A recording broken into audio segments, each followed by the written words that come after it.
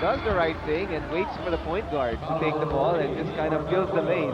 Trying to showcase some skills that teams may be looking for.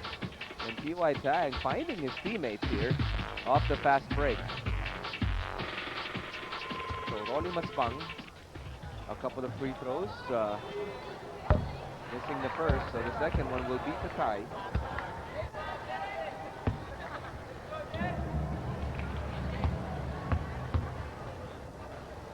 Second one for Maspang, ties the game at 24. So hindi pa rin nakakascore itong NCAA East dito sa second quarter. They try to break the press, and like you said, Coach Boise Samar not letting up here. Fajardo gets the screen, takes a tough shot, air ball. James Yap gets the rebound. Here comes the UAAP looking for the lead. Yap with the ball. Stutter step against Magpayo. He lost control, gets it back. Out to Yo, open for three. He'll take it. Joseph Yo hits a three-pointer. And it's a 7-0 run by the UAAP here at the start of the second period. Here's Magpayo. Iniwan si Magpayo. In and out yung kanyang tira. And take Cuenco. Hindi nakuha yung rebound ng big man for Coach Boise Samar are his players, Tutel and Maspang. Here's that nice steal by Cuenco. Well, actually, it's a three-pointer, by the way, by Joseph Yo.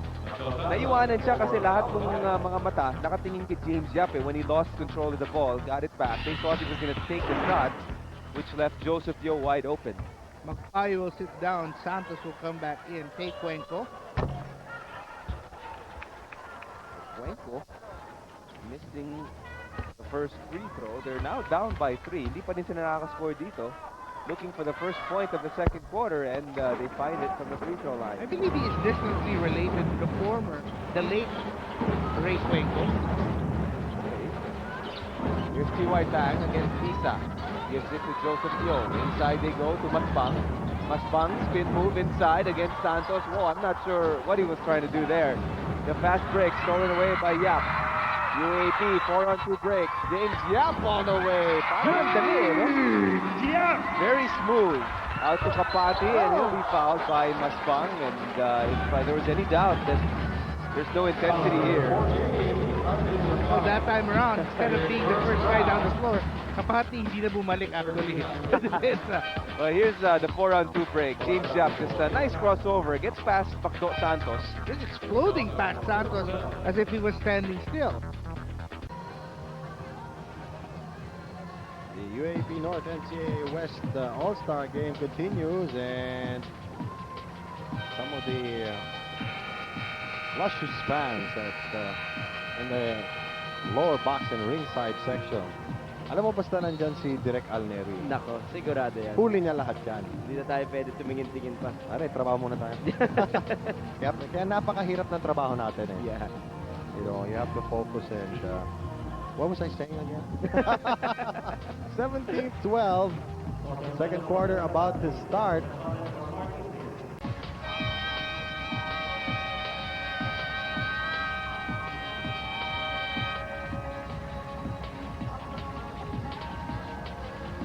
And these are the courtside reporters from our coverage of the Manal, when it's down to crunch time and it's winning time, expects his FEU players to be on the floor. And pretty much the same as Coach Louis Olas, his Letran players will definitely be there inside when it's winning time. And one rare problem that you're going to have is try to give everybody their minutes.